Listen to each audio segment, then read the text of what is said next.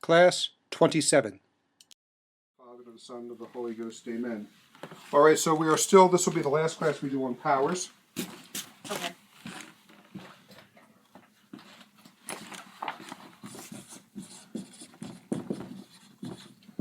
And the type of thing we talked about, anyway, this section too, it's a direct steal from Dr. Bennett. Powers are operative potencies, the ability to perform a work or an act. We covered the first point, that the absence of operations does not mean an absence of power. When you're sleeping, you're not a vegetable. And the powers are distinct from nature. Powers are always what? Powers are always... They have to be actualized. I'm sorry, I said that. Nature. Nature, yeah, that That's nature what I is meant to always say. an act. Nature is always an act, and powers Or not. are operative potencies that have to be actualized. And when they're not operating, it doesn't mean they're not there. Okay. Now we talked about too last class. We had that gruesome discussion of California medicine and these serious medical people saying that the old Western ethic says that a person has absolute value by indent of his humanity, but the new ethic says that you have relative value. You have relative value. One thing that's not discussed too, the big question is what? Who decides? Who gets to play God in this new system? Monsignor Smith said, if you're going to play God, you better make sure you play God as God plays God. Because God is not a respecter of persons, Scripture says, and God will treat everyone justly, and God will not kill someone because they're terminally ill. All right, but who decides? Well, you have these, that's the scary part, you've got these two types of people, these quality of life people, Of the anti-God people pretending to be God. who will be anti-life people, and people with upside down ethics. And also another big component in the medical profession is money. Shows up where? As Prime Minister. No, but where else does it show up? Remember the discussion with Dr. Gibson and his two interns? Mm-hmm. Well, if people can pay, that's different. Dr. Gibson sets up this discussion about, well, if they're sickly and they can pay, we should just let them die off. But if they can pay, then we keep them going. And now he's not serious. He's kind of flushing out what his interns are thinking. And of course, what's the name of the one who doesn't come up very well? The one that likes Molly. Mr. Cox. What's his name? Mr. Cox. Yeah, would you sit down? If you're going to stay here, would you sit down? Yeah. Oh, tell her I'll have to drop it off. Thank you. I forgot to get it ready last night. Yeah, thank you. And of course, Molly says, you know that this patient is the poorest and has the most expensive medicine. So Dr. Gibson is operating according to the true ethic because of their inherent value, the human being's inherent value. So what does Mr. Cox say? Oh, I forget exactly what he says, but you get the impression from his mannerisms and from his face that he's going along with this idea that you kill off the poor ones who can't pay, where you just let them linger. But so that's the big question then: who decides? Who decides, and on what basis do they decide? Quality of life? Can you pay? Even the insurance companies.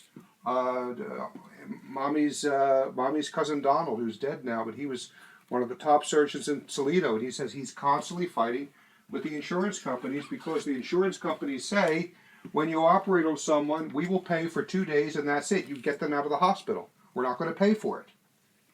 And said he was constantly battling with the insurance companies saying that my patient will stay and recover in the hospital as long as it takes. And the way the doctor comes up the loser is at the end of the year, when he gets his yearly review, the fact that he's bucked the insurance companies is a black mark on his record. Okay, so, it's amazing to me that people think that this horrid Obamacare is the answer. The underlying unspoken theme is insurance companies are dishonest, but government is honest. Oh. We can't trust insurance companies, but we can trust government, especially Obama's government, which is anti-life and anti-Christ in practically every way. So, a lot of this comes, of course, from just not understanding what human nature and human beings are. There's a very celebrated and famous professor at Princeton University named Peter Singer, and he is one for saying quality of life over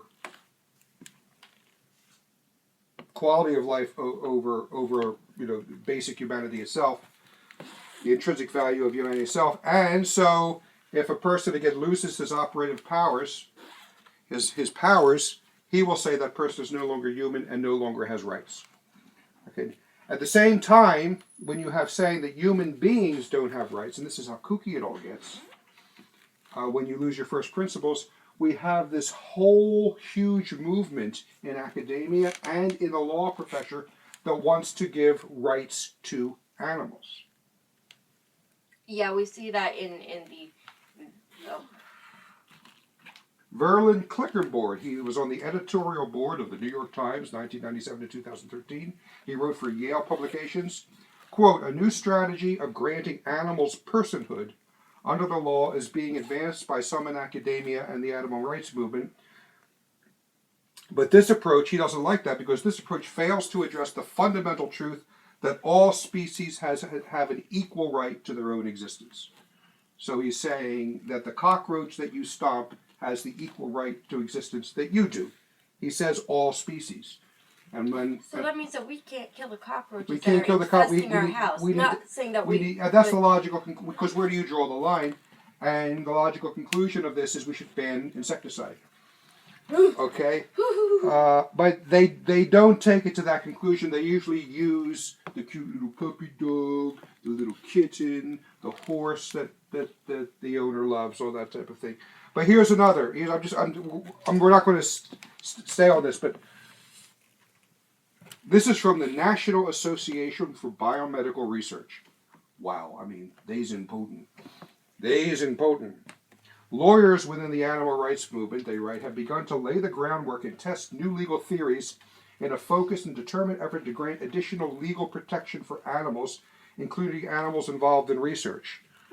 The leaders of this legal movement advocate enacting new state, federal, and local laws and ordinances, as well as establishing new court precedents that have the potential to significantly interfere with animal research.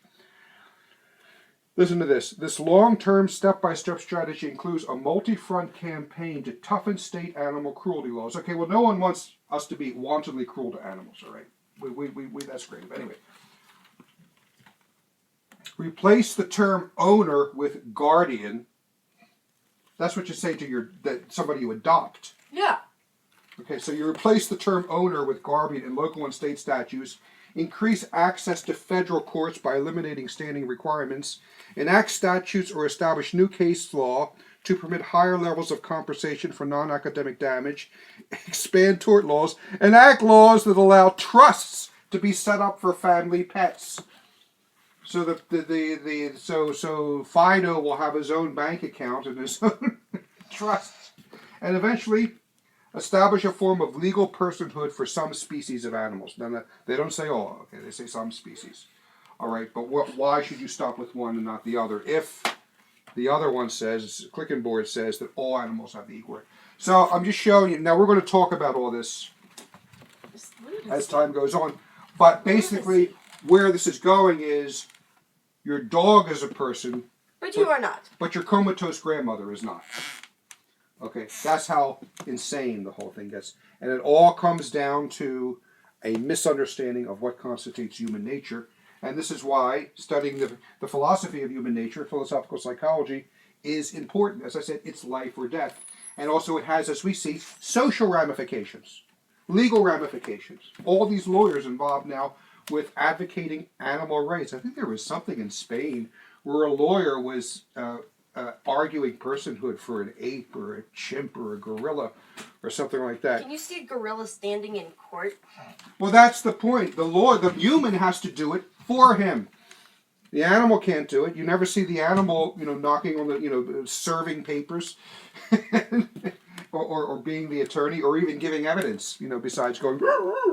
So, a dog is a person with rights, but you're terminally agreement. So that's, and we're all going to talk about animals later on, not today. So, what we've covered so far is where we're going. Okay, where we're going now is the distinctions of powers in man. We have different powers for different operations. They are distinct among themselves. And a point that he also makes that we're going to come back to, that man's specific intellective powers are irreducible to those held in common with brutes, with animals. You can't start with human intelligence and try and deconstruct backwards, reduce backwards to brain activity in animals. Because the lower, it's a very simple principle. The lower is for the sake of the higher? The lower, you cannot give what you do not have. Animals do not possess intelligence, and as such, they can give intelligence to a higher form by means of the so-called evolutionary process. We see how more and more what we have going on now, widespread in medicine, in science, is evolutionist, materialist view of man, that we are just matter. We are just matter. Very seldom do they follow that through to the necessary and logical conclusion that if we are just matter, I said this before, then you, Elizabeth, do not exist. You're just this accidental collection of atoms and molecules and electronic and electric waves going through your brain.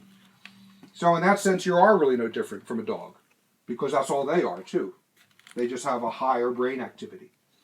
Okay, so a little error in the beginning is a big error at the end. Well, what happens when you start with a big error in the beginning? You end up with colossal catastrophe, catastrophic results at the end. And evolution is not a little error in the beginning. It's a big error in the beginning. So, what we're going to see then, we're going to talk about this later on, about the distinction between animals and man. That'll be for another class. But the other point that we're going to make is that powers are distinguished by their formal objects. Okay, power, sight. Basically, we don't hear a rainbow, or we don't taste a Beethoven late quartet piece, or we don't smell carriage. Okay, each one of the powers, sight is for color, for light. Our ear, the powers for hearing, is for sound. Okay, we don't feel green.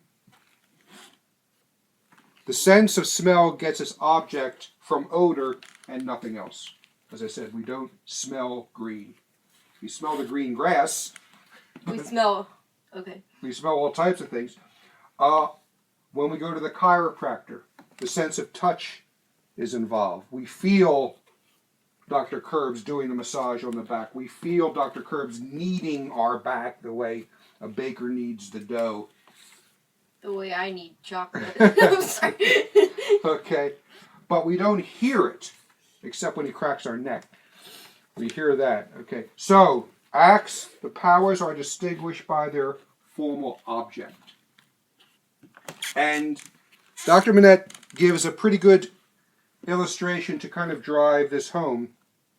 And it's making a further distinction between the material object and the formal object. Okay?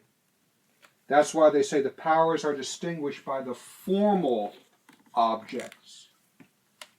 Our powers aren't distinguished by material objects, but by formal objects. What does that mean? Well, he explains it. He lays it out in order to help us to understand with the various sciences. Okay, let's take a look at 3 sciences: physics, chemistry, and astronomy. 3 sciences. Now, material object, formal object. What is the material object of physics? Can you answer that? Can you say that? To study how things move. No. No. What's the material object? It's remarkably obvious. What is the material object The science? of physics? What's he looking at? The... Matter! Okay. Material. Gave you a hint, grasshopper. It was so obvious that I couldn't see it. Exactly, yeah. What is the material object of physics, then? Matter. What is the material object of chemistry? Matter. What is the material object of astronomy? Matter.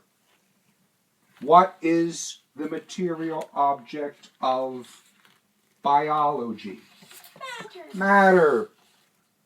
Every one of those sciences have the same exact material object. God bless you. Matter. What distinguishes one science from another is what? The formal object. The formal object. Physics is studying matter, but from the point of view of the laws of mass and motion. So physics is said to kind of be the queen of all of the natural sciences, and there might be something to that. Okay. Chemistry. Material object is matter, but what are they looking at? What's the formal object? Teeny tiny little parts. So small that you can't see them with the naked eye. So they're looking at these teeny weeny parts and also how they interact with one another. Observing the laws. Observing when you mix something with something, you get this. When you mix something with something, you get that. When you mix this with that, you blow up the house. You get boom. Okay. How these teeny things interact with each other. And astronomy,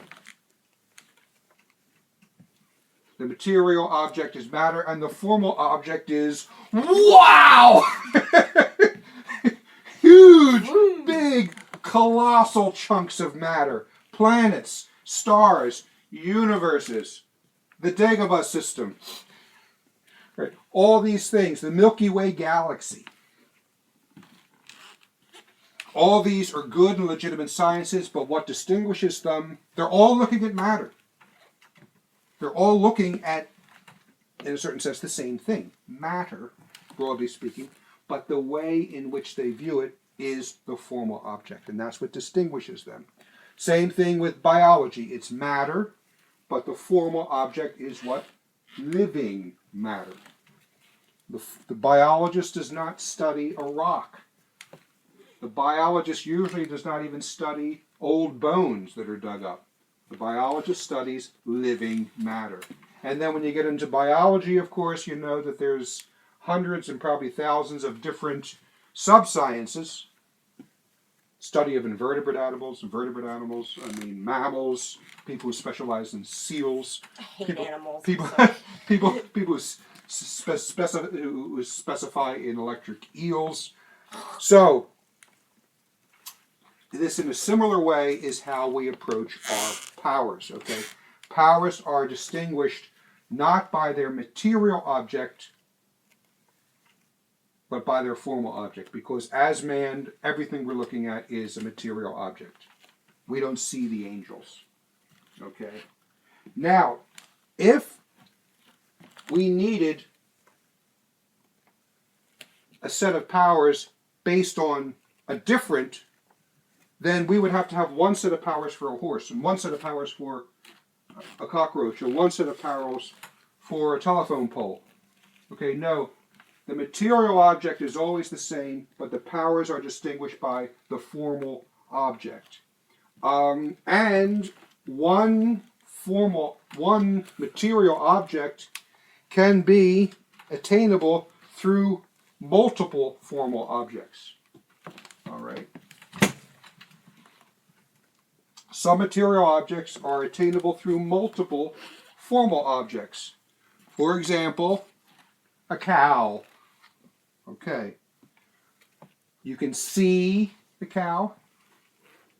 When we used to go down to the farm to get milk, you could smell the cow. You heard the cow. You could hop on its back and ride it, although it'll probably just stand there. But if you upset it, it will run. And when it's dead, you can taste it. You can eat it. That's right. You eat them. You can eat them. So that's obvious, okay? Multiple, and that's another way of looking at the fact that we have one object, but we have different powers by which we get information about it. The way it smells, the way it sees, the way it looks, the way it sounds, the way it feels, the way it tastes.